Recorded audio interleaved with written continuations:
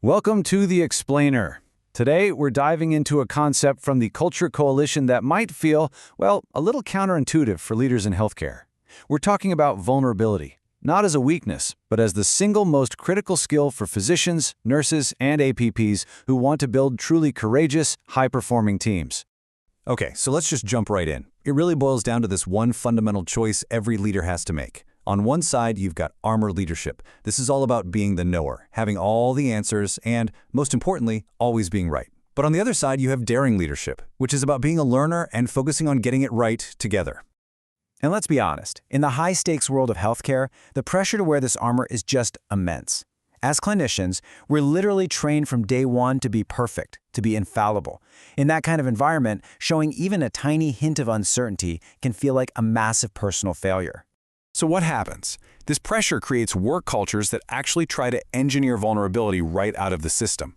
And the crazy thing is, we end up rewarding defensive behaviors that stifle the exact creativity and innovation that our complex clinical challenges are begging for. So, how in the world do we fight this?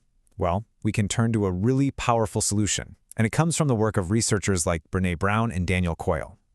It all starts by completely reframing what we think vulnerability actually means. So let's get clinical for a second. This is the actual definition. It's not about weakness at all. It's simply that feeling you get when you step into a situation where the outcome isn't guaranteed. Like having a tough feedback conversation, trying a new procedure for the first time, or even just trusting your team with a really complex patient case. Now, here's where it gets really interesting. There's a direct link here. You simply cannot have innovation without the risk and uncertainty that define vulnerability. Asking your team to pioneer a new care pathway or solve some complex diagnostic puzzle without a culture of vulnerability, that's like asking a surgeon to operate in the dark. It's not just hard, it's fundamentally unsafe. So to really get on board with this, we first have to actively dismantle the common myths that convince us to put on that leadership armor in the first place. All right, these are some of the biggest, most damaging myths out there. They're the things that create a culture of fear and stop leaders from being truly courageous. So let's tackle a few of the biggest ones head on. The biggest myth, by far, is that vulnerability is weakness. But the research is crystal clear on this. In reality, that feeling of being vulnerable is actually a sign that you are courageous enough to step into the unknown. It is the most accurate measure of courage we have, period.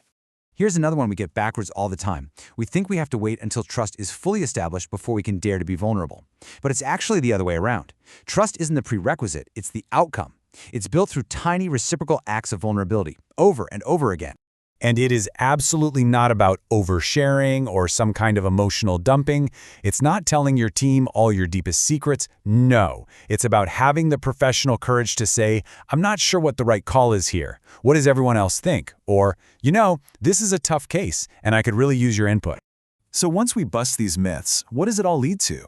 Well, it leads to this ultimate leadership reframe, seeing vulnerability not as a liability, but as the absolute foundation of courage. Think about this for a second.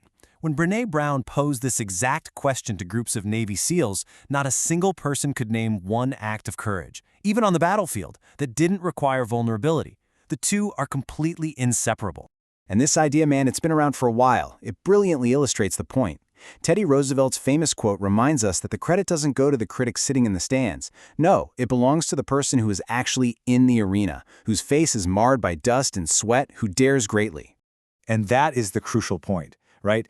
Being in the arena is being vulnerable. So if you want to be a brave leader, if you want your team to be brave, you can't just opt out of vulnerability. There is simply no courage without it. So why does this matter so much for you and your healthcare team? What's the real, tangible payoff for getting in that arena? Daniel Coyle calls this the vulnerability loop. It's a really simple, repeatable process. A leader admits a mistake or asks for help. Then a team member sees this, feels safe, and does the same. This little back-and-forth exchange builds trust at an incredible pace. When you, as the leader, kickstart this loop, it creates a culture of psychological safety. Team members feel safe enough to take risks, have honest conversations, and admit mistakes.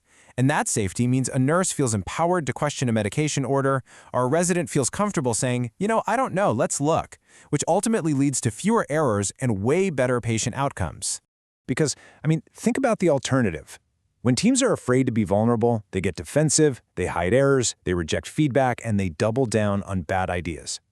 You're basically replacing collaborative behaviors that drive patient safety with defensive ones that kill it. So what's the single most important thing you can do to start building this culture? What's that very first step into the arena? It all begins with a simple but really profound shift in your mindset. You move from needing to have all the certainty to practicing curiosity. It's about having the grounded confidence to just admit you don't have all the answers. And this brings us right back to where we started. The goal isn't to be the all-knowing expert who is always right. The goal of a daring healthcare leader is to be a learner who creates a team that can get it right together. So we'll leave you with this final thought to chew on. Stepping into the arena doesn't require some huge, grand gesture. It can be as simple as asking, "What am I missing here?" or "Help me understand your perspective." The real question is, what's one small risk you're willing to take this week to start building a more courageous team?